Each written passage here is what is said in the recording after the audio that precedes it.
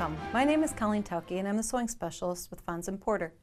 In this Quilting Quickly tutorial, I'm going to show you how to make the blocks that go into the quilt Grandma's Favorite. For the pattern for this quilt, visit our website. Okay, we're going to use those 2.5-inch strips, 42 of some great assorted 30s reproductions in this one, and it's paired up with a white, kind of what we call a snow white, because it's not super glaring white, it's a soft white. And we're going to start off with those strips, making strip sets. So here we have, I've cut them half length so that we could work on them in the sewing center here. But you're going to be creating 9 patches. That's the first block that we want to make. So this is where we are headed, the 9-patch block like this.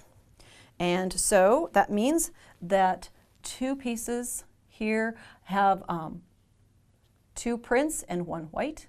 Then there's a strip that has 2 of the snow white strips and a print. And you'll see that I have those color combinations here.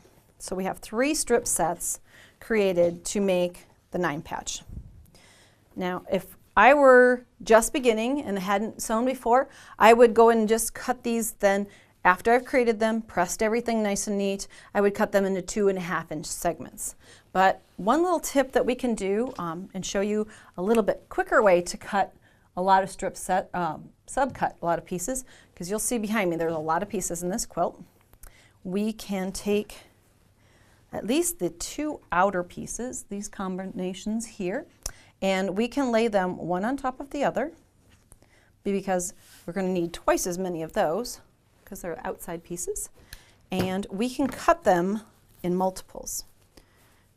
Now, you can also cut those pieces, those strips in half, like I said, half lengths. If you want to be more scrambled in the scrappy look of your quilt, if you were to make an entire strip set the 42 length, you're going to be committed to that color combination throughout. So if you do want to be more scrappy, you can use half lengths.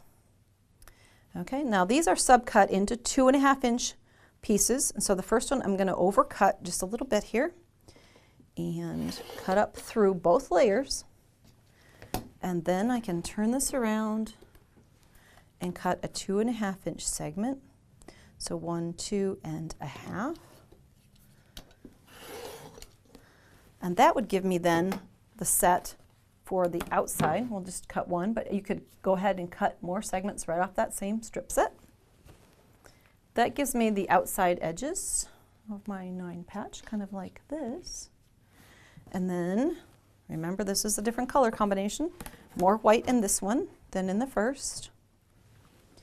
It's a very traditional setting. The 9-patch blocks are very classic. Great combination with the 30s reproduction fabrics. They just seem to fit hand in hand. Okay, and for each of these we would need one in the center like this. And you could cut then more centers, and that center could go in another combination of blocks like that. So just follow your pattern for the number and color combination that you need for your 9-patch blocks. Then you're going to be joining those. One other tip, when you're creating the strip sets that have the print on the outside edges, is to press the seam allowances towards the print, the one that has the white on the outside. If you press your seam allowances towards the center, you'll have what we call opposing seams, so that seam allowances going out, in, and back out, so that when you join these together, you'll have opposing seams, and you can see there how they match up perfectly, and then they will lock in place and create a nice, neat 9-patch as we have here. So that's 9-patch construction, and we can then move on to the second block in this quilt, which is what we call a snowball. It's another very classic block. We are going to be cutting 6.5-inch squares of white, and then we are going to be using 2.5-inch squares of the assorted prints to make the snowball corners out here. But I've cut squares and those look like triangles, so that's where we're going next. We need to take a small ruler, take the back side of each of these squares. We're going to draw a diagonal line, corner to corner, across that. And we're going to do that on all of the corners. We'll just stitch one so we can see how that goes together. You may have made these in the past. They're quick to do, fun, give a little bit of motion to your 9 patches. Everything there is very angular and very straight, and this will give you a diagonal line and create a little bit of motion in your project. Okay, now we've got that square on there. We're going to open it up. You can finger press it. You can also set it with the iron and open it up. And then you'll want to take a scissors. You could use a rotary cutter also, but we're going to use the scissors here. And we're just going to cut away the extra fabric on the back. We'll trim up our threads. And then that creates that corner effect.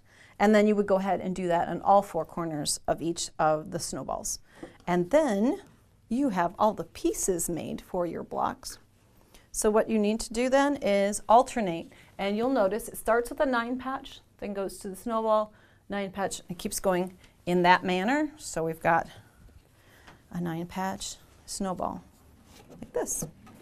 And then in the next row, alternates back. This would be a snowball block, 9 patch, snowball, 9 patch. And that creates the wonderful chain link look. Or it's an optical illusion. You can almost see circles within this quilt also. And then a great blue binding, and you've got Grandma's favorite created. For more of our videos, visit our website. Thanks for joining me today.